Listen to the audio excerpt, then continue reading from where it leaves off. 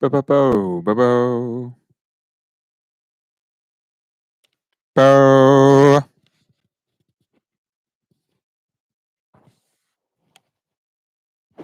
Ba. Beautiful.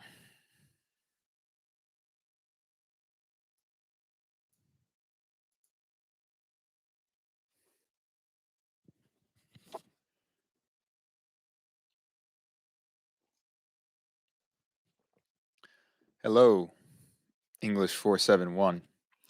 Um, Here for another week's lecture, a day late, and that's okay.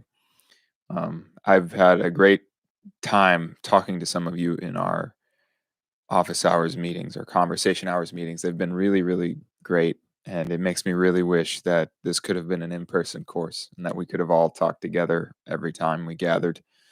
But that's life, and we press on anyway. This week, you will notice a much shorter reading. That's by design because I want you to be able to work on your papers. Also, you have a much shorter reading because um, these two thinkers, these two writers that we're looking at, Thomas Wilson and Judah Messer Lyon, Rabbi Judah Messer Lyon, Leon, um, are frankly not as influential or important in the history of thought uh, as the previous people we've read.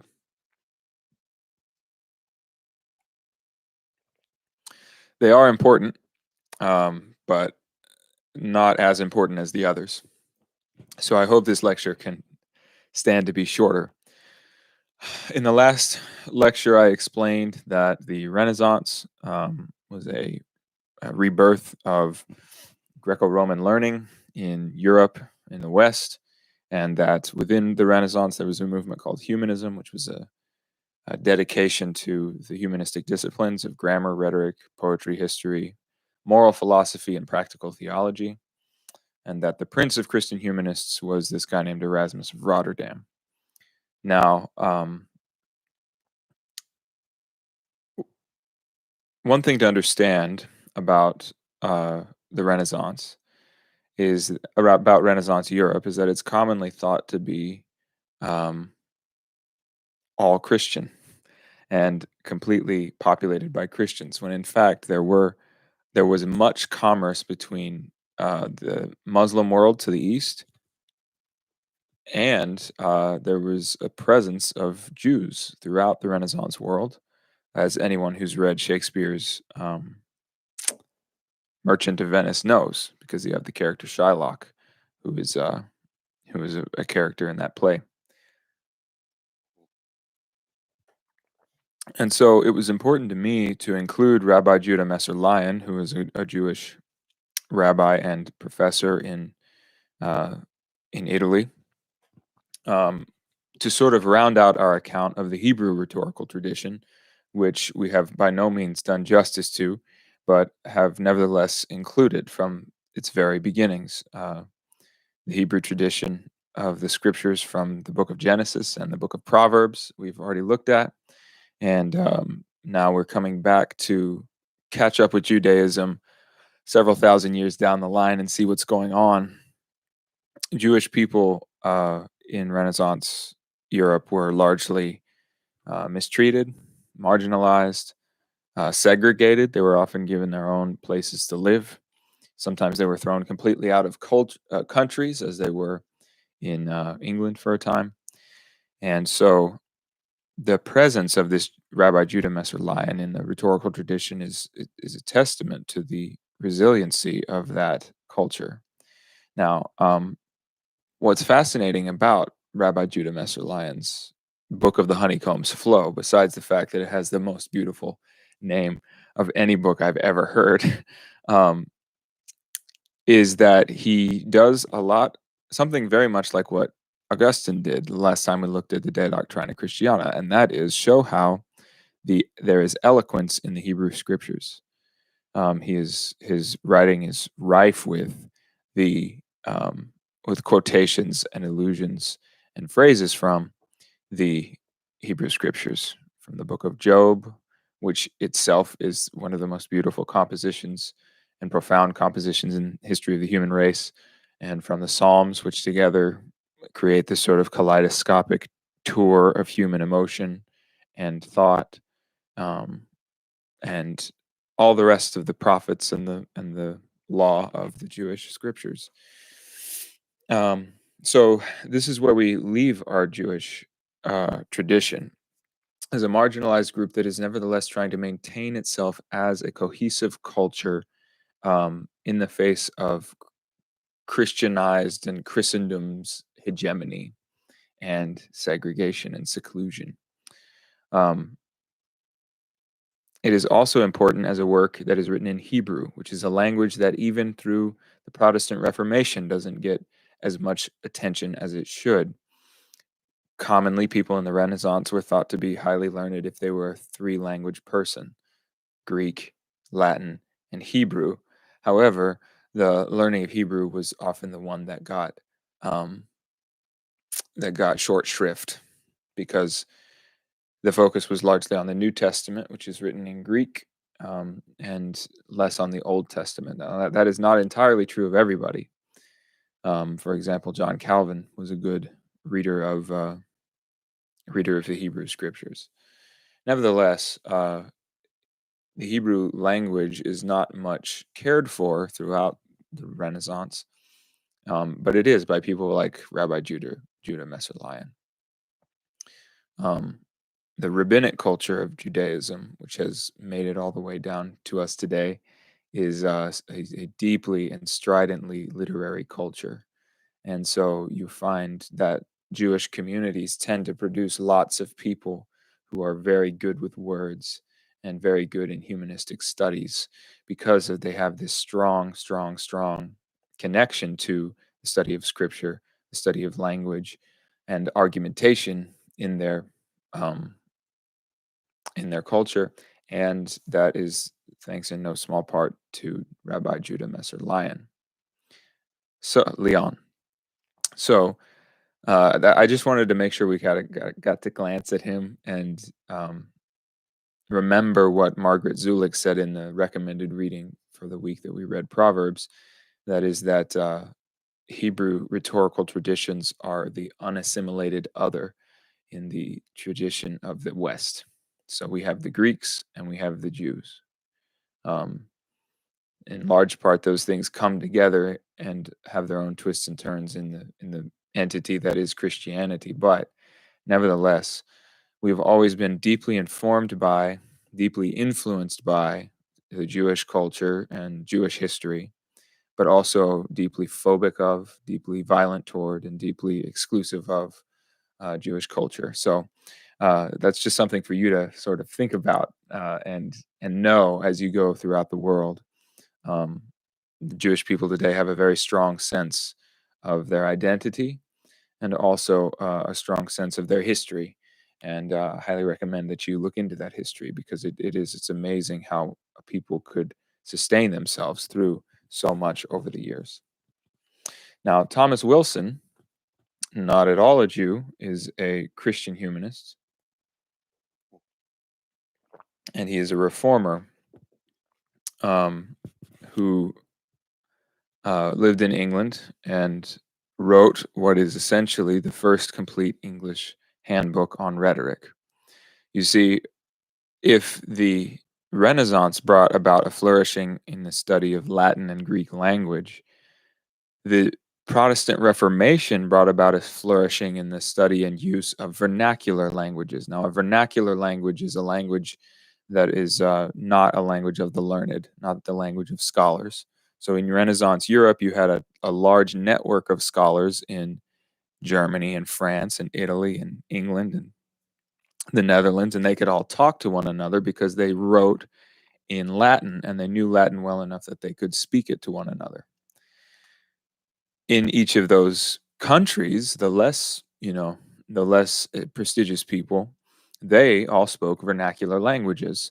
So in England, they spoke English, and in France, they spoke French, and so on. Now, when the Protestant Reformation comes, um, there's a strong populist push in the Protestant Reformation to get the Bible to people of every status in society so that they can read it for themselves. And that implies that you should be able to get it to them in what was called their mother tongue. And so, with the Protestant Reformation, you have the pushing of the New Testament and the Old Testament into these vernacular languages, which then ignites a culture of uh, poetry, scholarship, argumentation, writing, thinking in the vernacular languages. Now, when that happens, then you start to get people who more and more identify with those vernacular languages. And this happens to occur right at the same moment that England, France, Germany, Italy, they're all starting to think of themselves as separate kingdoms.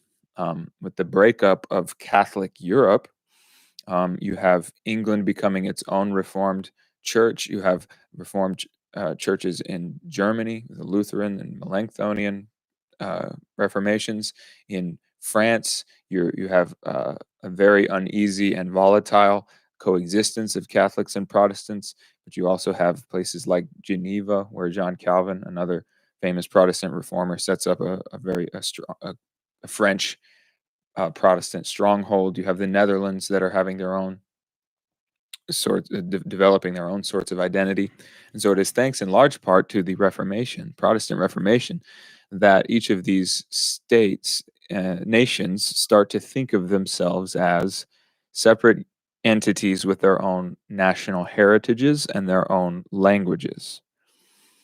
Um, None of these processes that I'm talking about complete themselves in this time, but nevertheless, it is quite true that the modern day nation state is in large part the result of Protestant Reformation. And that's a topic that's much too large to get into here. What's the point? The point is that Thomas Wilson happens to come along at precisely the right moment when people are starting to wonder, how do I write in English? We could all speak English before if we were English people, but there was no reason to write in it because there was no intellectual cachet for English. Why would I write English poetry, for example? Why would I write English treatises on philosophy and theology when all of that stuff was only supposed to be written in Latin? Um, but Thomas Wilson wants to come and he wants to translate rhetoric, which has been a Latin and Greek, phenomenon, into English. And I want to talk about two important things in this text. Number one is that opening narrative that you've read. In the beginning of our course, we read a number of origin stories. Remember that? That told about the coming to being of humanity in the midst of a savage world, or the creation of humanity in the midst of a paradisial world, a perfect world, as we saw in Genesis. And there were two basic ways of telling that story. In the Greco-Roman telling, life was savage, people were awful and animalistic and brutal. And then they discovered and started to use language and words and speech, and that enabled them to raise up a city in the midst of a chaotic sea of savagery. When that was done, they started to cultivate themselves as human beings. And so speech is the pathway to full humanity in a world of savagery. On the other side, there's the Jewish way of telling the story and the Christian way of telling the story, which is that human beings were created by a God and set into a world that was perfect, and they lost that original innocence. So when they were given that perfect world, they were offered dominion over the perfect world, and in large part that dominion, that benevolent rulership, that mandate to go throughout the whole world and make everything beautiful as God would have it be, that was exercised through the use of speech. Adam names the animals, and by naming them, he's able to order them, and he's able to uh, create strong social bonds between himself and his wife Eve, which is a um, symbol of the strong social bonds that language and naming can create throughout the whole human race. But all of that is lost tragically when, again, through the nefarious use of language, the serpent deceives Eve, and she chooses to eat of the knowledge of tree of the knowledge of good and evil. And so humanity goes from being perfect to being sinful, as opposed to going from being savage to being human. And in Thomas Wilson's work, we see Thomas Wilson tell a story that is very much like the Ciceronian story that we read, the Greco-Roman savagery to humanity story, and that also links that story, intertwines that story with the story of Genesis. So it's worth reading the first lines, or the subtitle of the section. He says, "Eloquence is first given by God, and after lost by man, and last repaired by God again." That is, of course, a repetition of what the biblical storyline is. Eloquence is given by God in the garden. Adam is given mandate to name things, and then it is lost through sin, and then it is repaired by God again through grace and through the work of Jesus Christ, or Jesus of Nazareth. And so it says, "Man, in whom is poured the breath of life, was made at his first being an ever-living creature unto the likeness of God, endued with reason, and appointed Lord over all other things living. But after the fall of our first fathers, sin so crept in that our knowledge was much darkened, and by corruption our flesh, man's reason and intendment were both overwhelmed.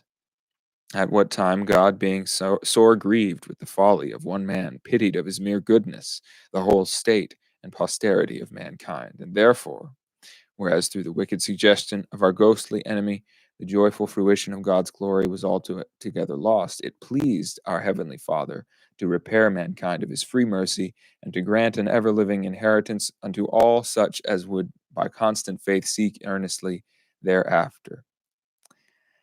And so that, of course, it's a repetition of it's thinking about the Genesis story and the story of the redemption through Jesus that is that's sort of the backbone of the Christian Bible. Then these next sentences weave in the Ciceronian tale. "Long it was before that man knew himself, being destitute of God's grace, so that all things waxed savage, the earth untilled, society neglected, God's will not known, man against man, one against another, and all against order. Some lived by spoil, some like brute beasts grazed upon the ground, some went naked, some roamed like woodwoses, none did anything by reason, but most did what they could by manhood. None almost considered the ever-living God, but all lived most commonly after their own lust. By death they thought that all things ended, by life they looked for none other living. None remembered the true observation of wedlock, that's straight out of the Ciceronian tale. None tendered the education of their children. Laws were not regarded. True dealing was not once used. For virtue, vice bare place. For right and equity, might used authority. And therefore, whereas man through reason might have used order, man through folly fell into error. And thus, for lack of skill and for want of grace, evil so prevailed that the devil was most esteemed, and God either almost unknown among them all, or else nothing feared among so many. Therefore, even now, when man was thus past all hope of amendment, God still tendering his own workmanship, we're coming back to the Christian story now. God still tendering his own workmanship, stirred up his faithful and elect, that is, those who believe in the Christian religion, to persuade with reason all men to society, and gave his appointed ministers knowledge both to see the natures of men, and also granted them gift of utterance, that they might with ease win folk at their will, and frame them by reason to all good order. And so there you have it. It's an intertwining, a braiding of the Greco-Roman and the Christian and the Judeo-Christian traditions that we've been tracking for most of the semester. And most of the people who study this sort of thing don't even notice that this is what's going on. So you are now ahead of the game. You're on the cutting edge of knowledge in the rhetorical discipline.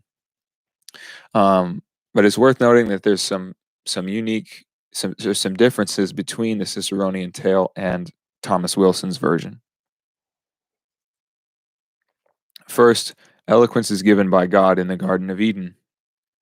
In Thomas Wilson's version, in Cicero's version, eloquence is eloquence is a neutral tool. So if eloquence is given by God in the garden, the perfect Garden of Eden, then that means that eloquence itself is part of paradise. It is indispensable to the good life. It cannot be that humans are happy without eloquence.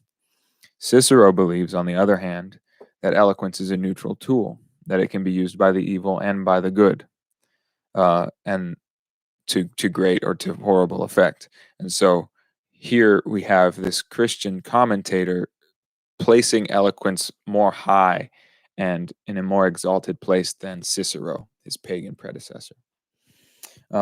Another important thing to note is that for Cicero, the problem that humanity faces is underdeveloped potential.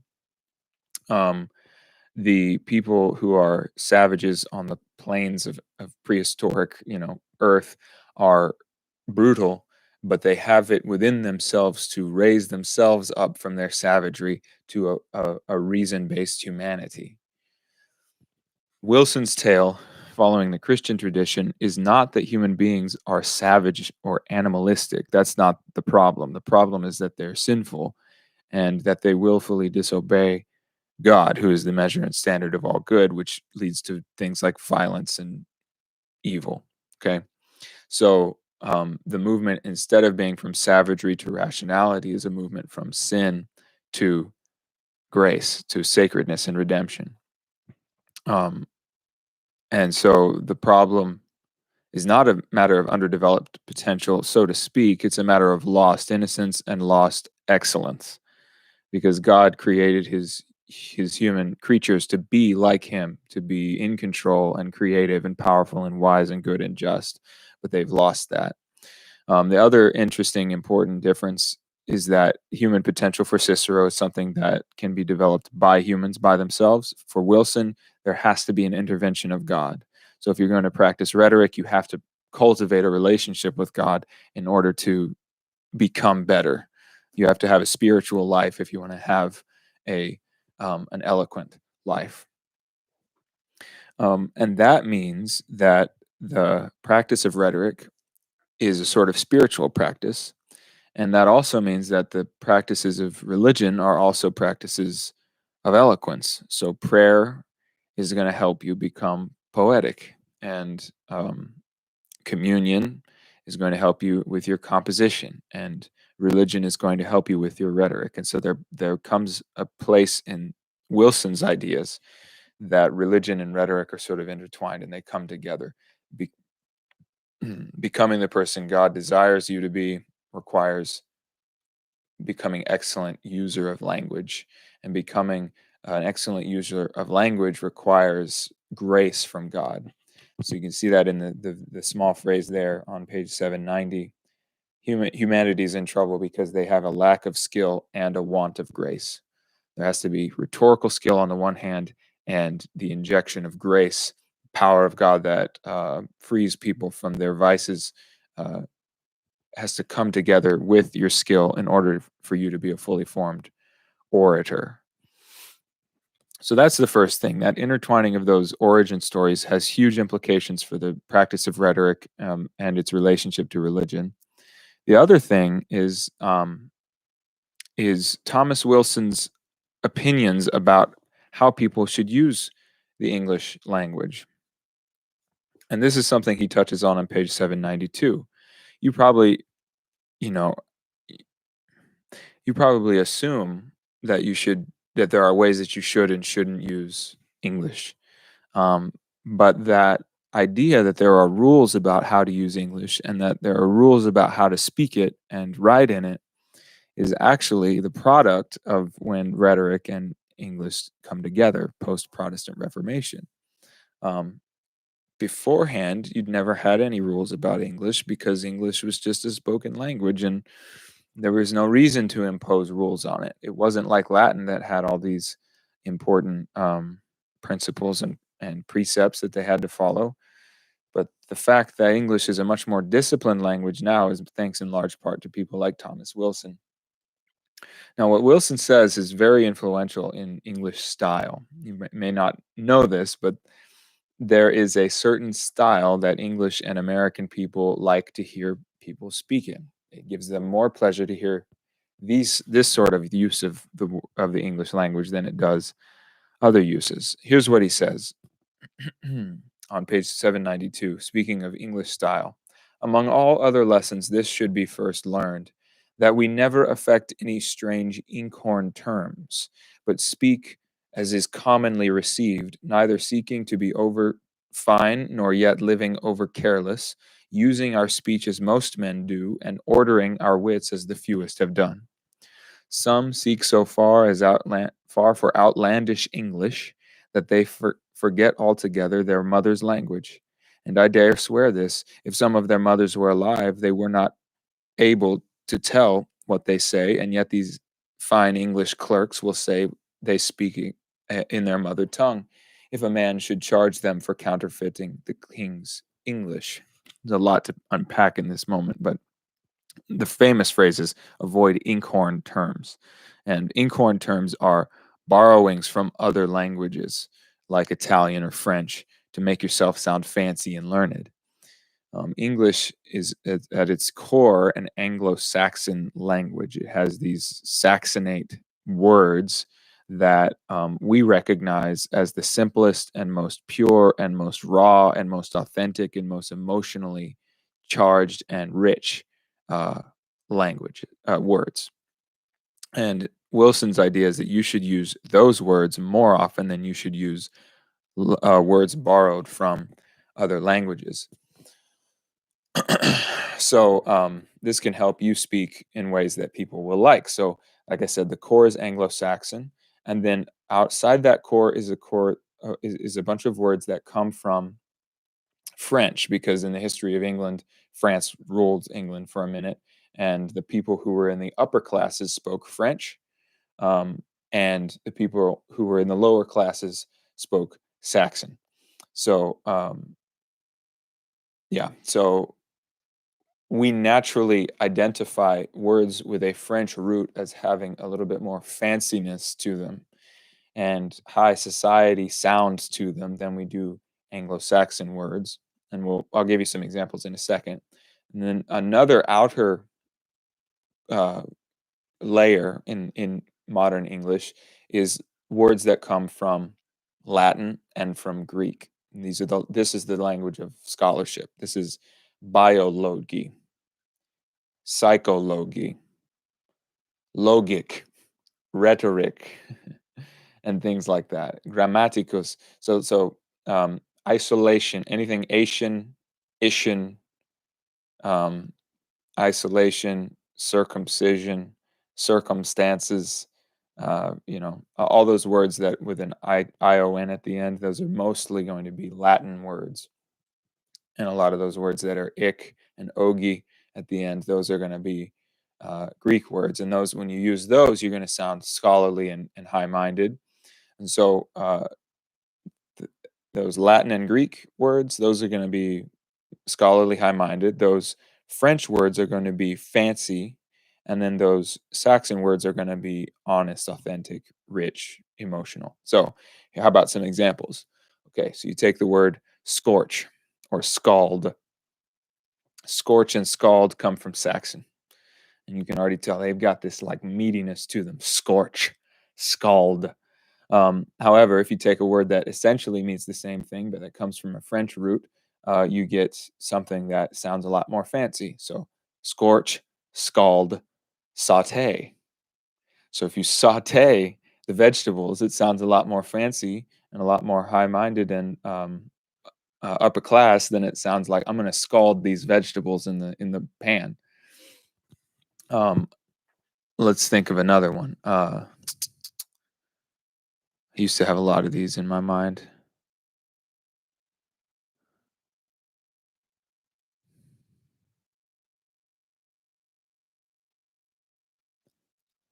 A lot of cooking terms come from French.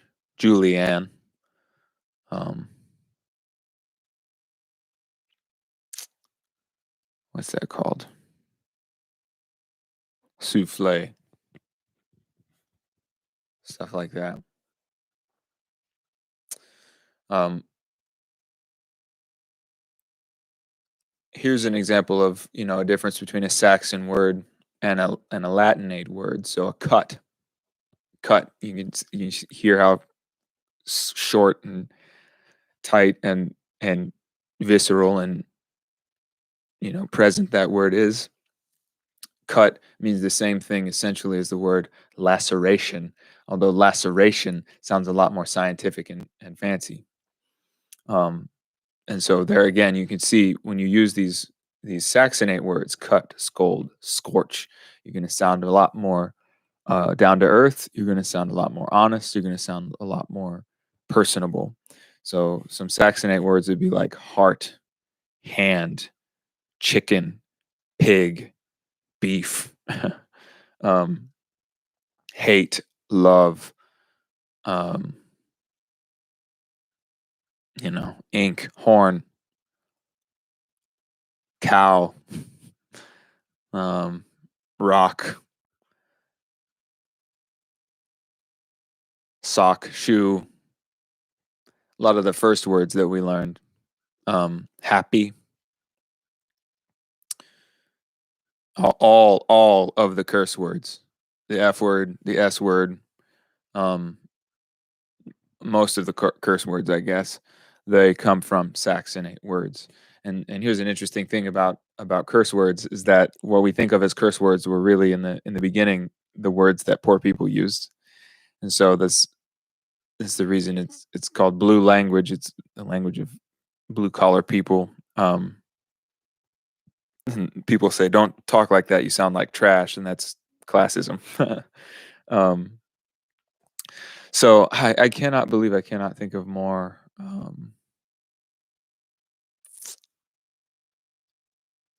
Regal is a French word. There we go. Regal. And so, obviously regal has its own, it sounds regal in and of itself. It sounds fancy. It sounds like high society. Um, so anyway, what Wilson is saying is use more of those central words and you'll be more trustworthy to the people that you listen to. And it's just better. Why? Because it protects the English culture, which is suddenly coming to be more important and to distinguish itself on an international stage from the other cultures. In modern day English, there's another layer on the very outer edge, which is foreign borrowings. So words like barbecue, avocado, porcupine, nacho, burrito. So like all of these are words that come from other languages like Spanish or um, kamikaze from Japan, stuff like that. So and the kind of connotation, the feel of those is hard to tell, um, hard to predict. Its effect on the audience is harder to predict. It's much easier to say that heart, hand, hate, love, head, leg, chomp, chump, slip, slop, strut, fret, that all these words are going to have a kind of immediacy and they're going to be better for imagery. Creamy is another good one. Milk. All these words are going to be much more, visceral and bring up images better than things like lacerate, cogitate, cognitive affection, stuff like that. So, those are the two things I want you to take from Wilson. English is starting to get these rules, and there's going to be ways people think you should use English, and that has its good things and bad things about it. And then rhetoric is intertwined with religion in a much more overt way. And that's that for this week's lecture. We'll be back with a vengeance with Vico next week. He's a deep thinker. So, stay tuned. Good talking to y'all.